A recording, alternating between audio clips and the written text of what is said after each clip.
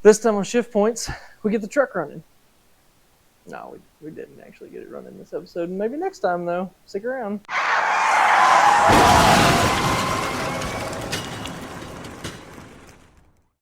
So last week you saw us measuring for the rear shocks on the back of the truck. We reached out to Deutsche Tech. We give them all those measurements. We took the total travel that we kind of needed, where we wanted it to sit in the center of the travel. And they actually had something in stock. So they went ahead and they sent them out to us. They sent them out the same day, and they actually got here on late on Friday. So when they came, or when we called them and we were talking to them about what we wanted, one of the things they asked was, and we didn't even realize that they did this, they have the normal body shocks and they have the mini body shocks is what they call them. And of course, I mean, it's not just a clever name, they are mini bodies. So the diameter here on this shock is quite a bit smaller than if you were to compare this to a normal shock. I know I have it upside down. This is how it goes into the truck. But the body itself is quite a bit smaller. And the reason is when we gain a little bit on the diameter of that shock, because the shock mounts on this axle housing, I don't know if you guys could see it last week or not, they're pretty close to the, or they're pretty close to the frame. Try not to hit my head here. So they're pretty close to the frame, and we wanted to kind of gain as much of this space as we could, you know, this diameter. So these are going to kind of set, see if I can get the light on here. So these are going to kind of set like right here, and we weren't 100% sure if how much clearance we were going to have on the spring pack here. And you can see with this, we've got way more than enough pretty much anywhere. So near the spring pack, near the frame, near the axle housing, everywhere has plenty of clearance. And the other cool thing is that they told us that performance-wise, the mini bodies they perform exactly the same as their full-size body. So why not just go ahead and use that? Make sure, since we didn't have the specific dimensions here available to us, why not go with the mini? Has the same performance. Make sure that we don't have any clearance issues. So those are already here.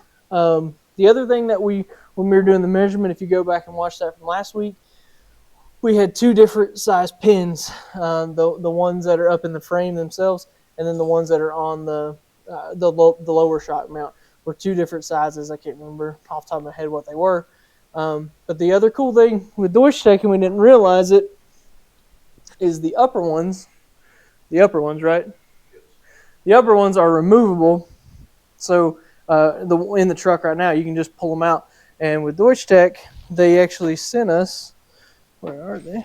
Here's this one, I'll open this. They sent some new ones, some new pins. Sent some new pins here. So this comes with all the hardware that you need.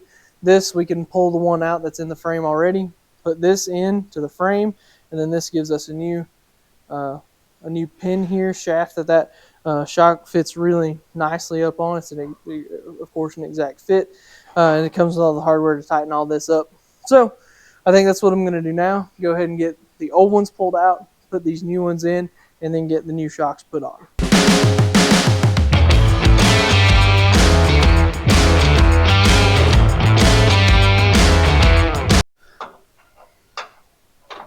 So you can see it here. You can see Dad's got a wrench on the back side of that. So right up here is that post that we're going to change out.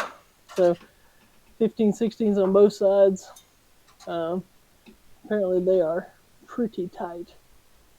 So did you get that one? A lot of clearance with the wrench on the back side. Oh, I got you. Close to the top of the fine rail. Fine threads.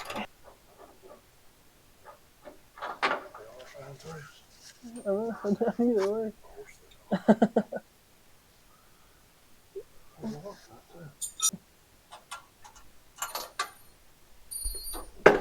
But Dad, it's just bolt in.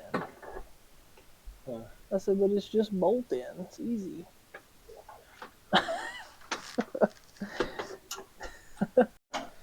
Since Dad has decided to take all day to put those in, I'm gonna go ahead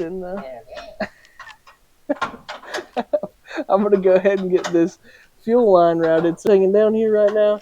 It goes up there in that bracket, but I'm gonna go ahead and start routing this forward, figure out what all we're going to have to kind of get past. I'm going to run it right along with this loom wiring that I've already run and the brake lines that are there, and then run it up and behind in the frame with the brake booster, and then get it up to where it's into the back of the motor itself. So I'm going to work on that. So we got this first, got the first stud in, and then got it on the bottom here. But I don't know if you can tell, it sure looks like the body of the shock here is going to try and get into the frame rail when this travels up. There's actually a little clearance on that side. I got the other stud in and kind of hung the shock on there. I was about to cut it loose to do it, but we need a washer for the bottom of this, so it's got something to fully collapse up against. But I'm pretty sure we're going to get into some clearance issues here, so might have to look at, I don't know, spacing this out maybe putting a spacer on this side and seeing if we can, because we've got some thread here, so maybe we've got enough to space this out a little, and then collapse all this again, and hopefully that'll move this body over enough to where it'll clear the frame. Alright, so we went ahead and pulled this fuel line back out again. Got it, I had already marked it, kind of figured out where we wanted it. Took it over to the vise. This is I think it's a 6AN. 6AN fitting is what it is, so it works exactly the same way as those big 28, the dash 20 ANs that we use for the radiator. Works exactly the same way. Went ahead and put this bottom part over in the vise, and then we were able to put a little grease on that, of course run this down over the hose, tighten the threads up here, and then this is that quick connect fitting there. So all three are together. So now once we get this rerouted back under the truck, we should be able to just run it straight up there to the fitting that goes to the fuel rails and just click it right in place.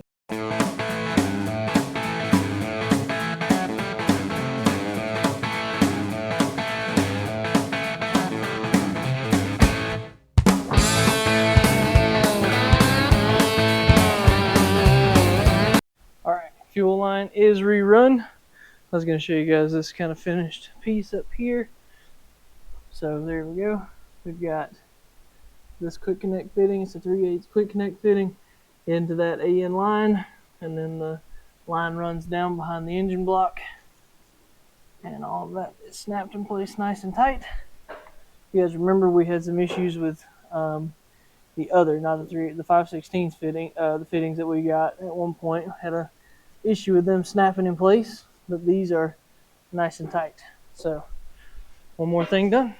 Go ahead. I'd already marked this off while I wasn't videoing, but shocks are now installed, at least the rear shocks. Rear. Check. Run fuel lines. Check. Is there anything else that we can pull off this right now? Not yet. We could probably do this belts here soon. We have everything run, so just probably can go ahead and get the belts on here pretty soon.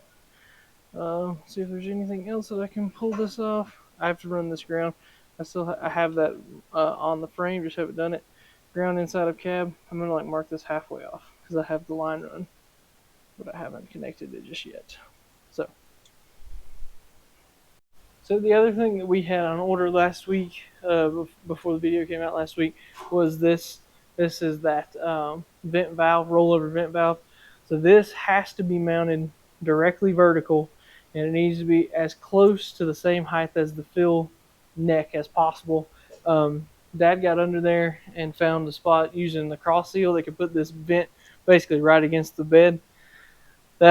Again, this vent, the whole purpose of it is if for some reason, somehow this truck ended up upside down, this vent, if you listen, actually let's put it right here where the mic is. You hear that there's a ball valve in there? Let's do it one more time. You can hear that when this vent goes over, that ball valve goes and shuts the flow through this and does not allow the fuel to spill out of it. So these are really nice. He got under there, and we're gonna set this up here. We're going to make a bracket here. This is already drilled to that, the size of that. So basically this is a two-piece deal. technically 3 pieces. So that hole is drilled to be that. The washer will go on the bottom side of this bracket, the O-ring will go on top, and then this goes on there just like that, and then screws together. If I could do it with one hand, this will screw together, and that'll have it hard mounted, completely vertical, and basically the same level as the fill neck. The reason for that is so that if this was lower than the fill neck, technically you could fill the tank up so much that it would come out of the vent before it actually started spilling out of the fill neck itself. So I'm going to go ahead and finish up this bracket. I've already got one hole drilled in it. This is an F, which is a clearance for a 1/4 20, which is what these are going to be. Go ahead and get that drilled, and we'll be ready to mount this up. And then I think the next thing after that's going to be just putting the fuel tank back in. We're going to go ahead and get the fuel lines hooked up to the regulator. The regulator's already in place. The lines run up to the fuel rails. We'll just put the tank back up in, put just a few bolts in it. Like I said, we just want to get this truck outside. So when we do decide to start it, we want to have it outside just in case something catches fire or something goes mishap. We can be outside of the shop. We don't have to worry about it.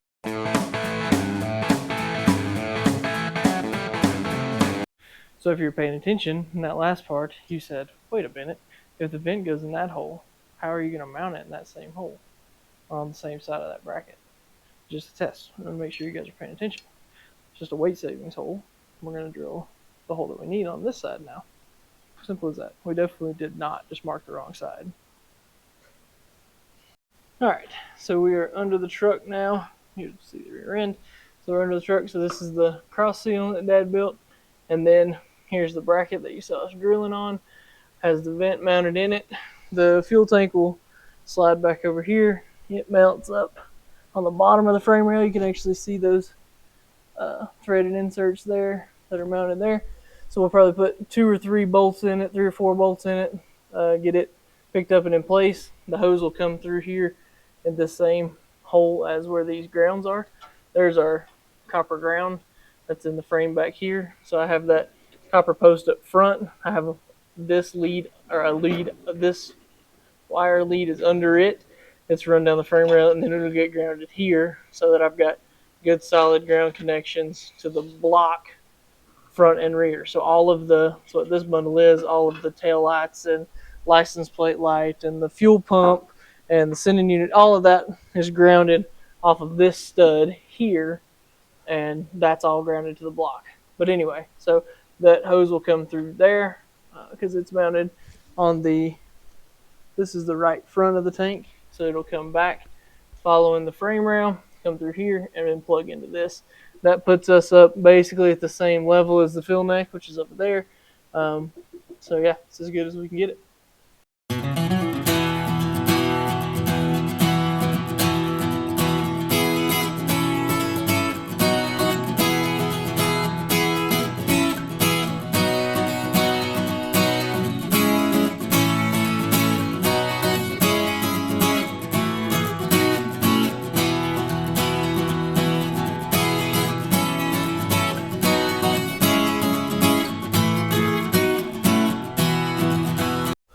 Okay, so you guys just saw us get that fuel tank in place.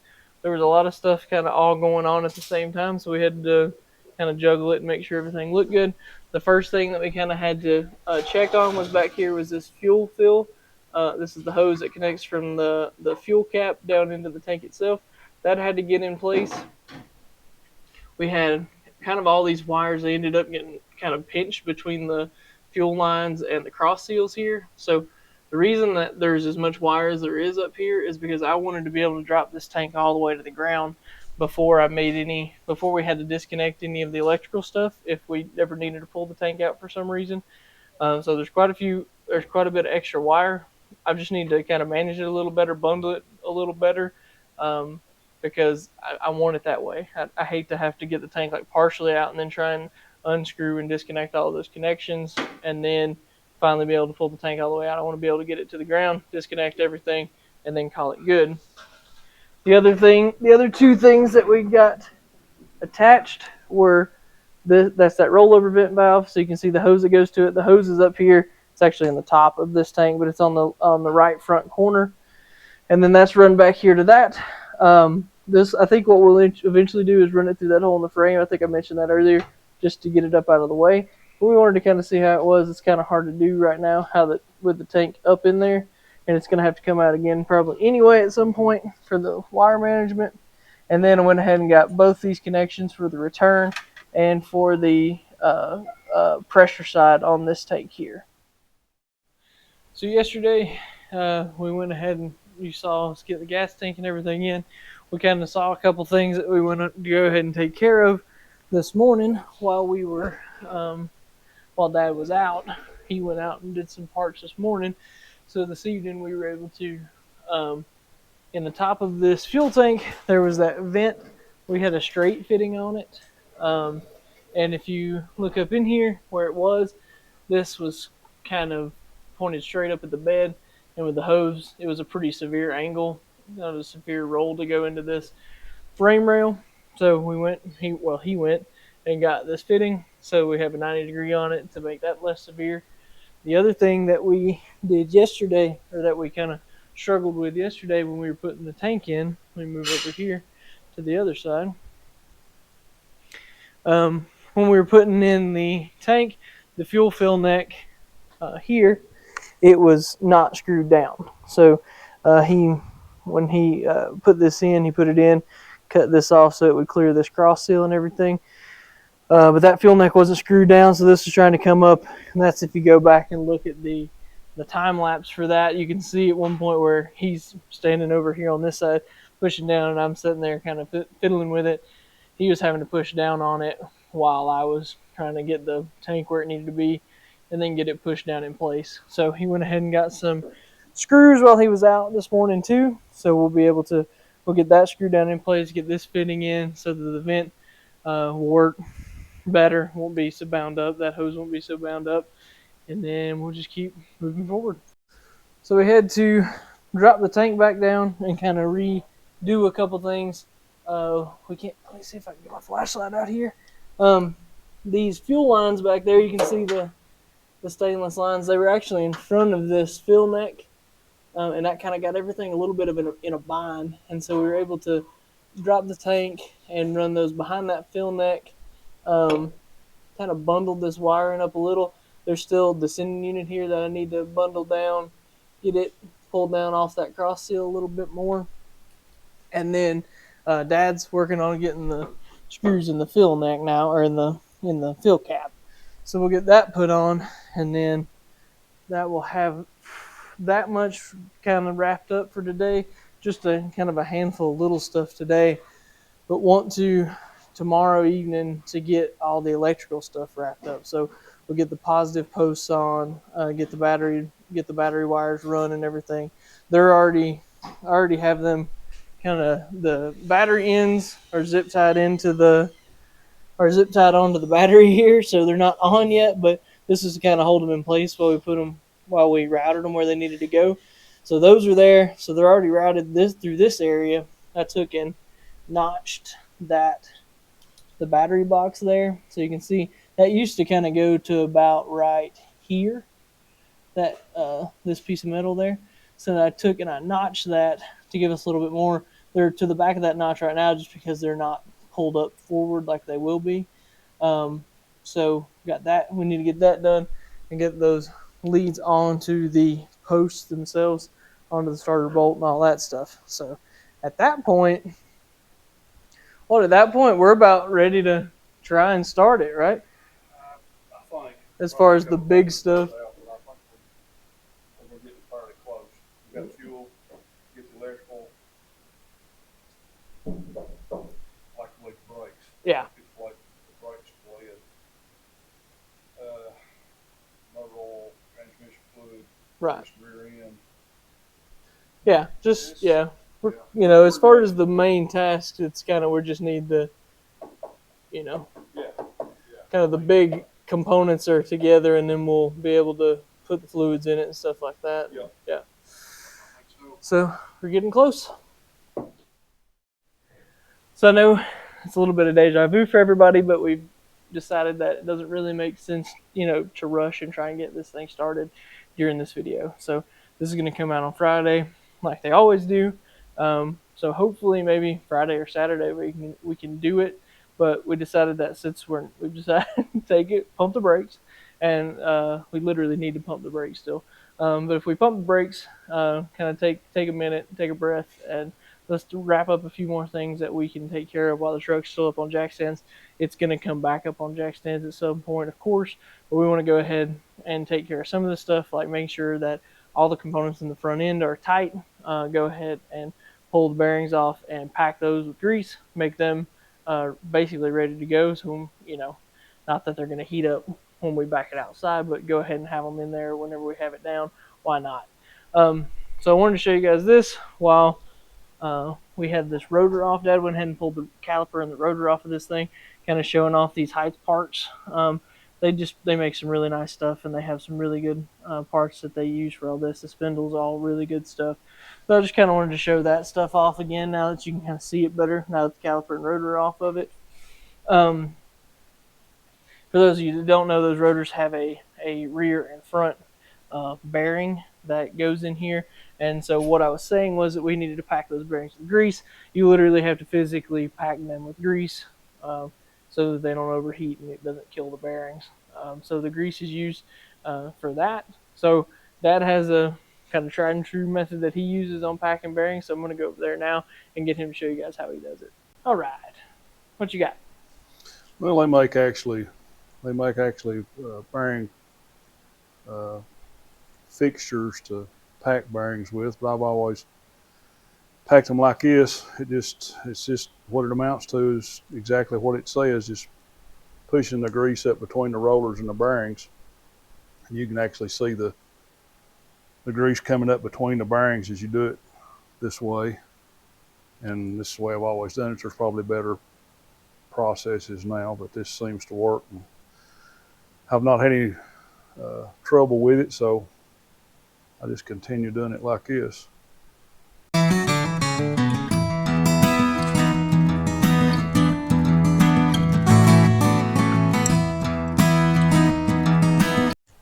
So we got the other side pulled off now, getting it ready, and now Dad wanted to show this.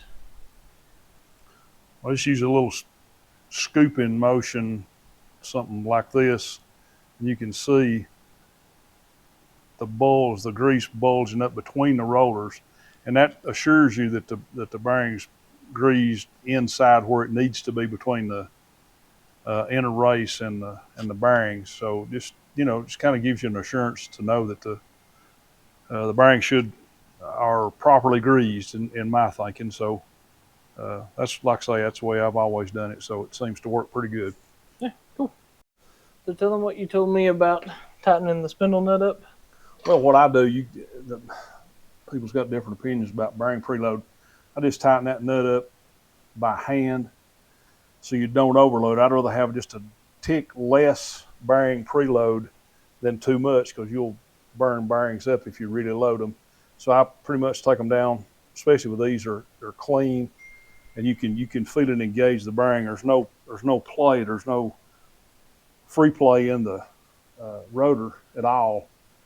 But I'd rather, like I say, I'd rather have a little bit under preload, just so you don't feel any play. I'd rather have it like that as to have it loaded too much. And I've seen people torque them with a wrench and back off and do all kinds of stuff. But I run these, especially with these new clean ones, I'll run the nut down as tight as I can get it by hand, and I know I'm not over tightened it. And that works very well. For something for this application, I think it'll be fine. That's what I've always did it. And then I'll go over here on this side. That doesn't already have all this together. So you have what I was showing on that side. He already had the cap on it, but there's the nut that screws onto the spindle itself. And like you said, you just want it to be no play. This is only a handful of times that I've put one of these together in the past little while. But anyway, that cap that you saw over there is like this, and it's got these are raised up, and when you put this over that nut, kind of line these up, and then in the spindle, you can see there's a hole that runs through that spindle, and that's where you run your cotter pin through, and you use that nut or that little crown or whatever you want to call it. It goes over that nut. This goes through here. Make sure it clears those fingers, and then you capture the cotter pin around that. So that allows that nut to make sure it stays on. It doesn't back off. Dad got the dust cap back on this one, so you can see kind of what the finished product is with all of this together. We'll take a paper towel and go on the back and front side of this rotor. You can see all the crud and stuff that's on the rotor from where we've handled it and everything. You want to make sure you wipe all that off, of course. Brakes are important, surprisingly enough. So we'll go ahead and take some lacquer thinner, wipe both sides of this, get all that stuff off, then get the caliper put back on, and this will be wrapped up for that. We still need to check and make sure that upper and lower ball joints and all that stuff are tight. They look like they are because most of the stuff's got lock nuts on it. He's got them down all the way down through the threads, so but best to check it. That's pretty much going to wrap it up for this week. We still got a handful of little things to do. We were off camera. We were working on kind of routing some of the battery cables and all that stuff. Did get all the bearings packed and everything, all that back together on the front end. We still have to put the shocks and springs in there. I don't know if anyone was paying attention while we were doing that. We still got to put the shocks and springs in there. And but anyway, thanks for watching Shift Points. We appreciate you guys very much. Make sure to like and follow us on Facebook. Make sure to like and subscribe to the channel. If you like what you see, that's what we're here for. We just want to put out good content for you guys. So next time, see if it runs. Thanks.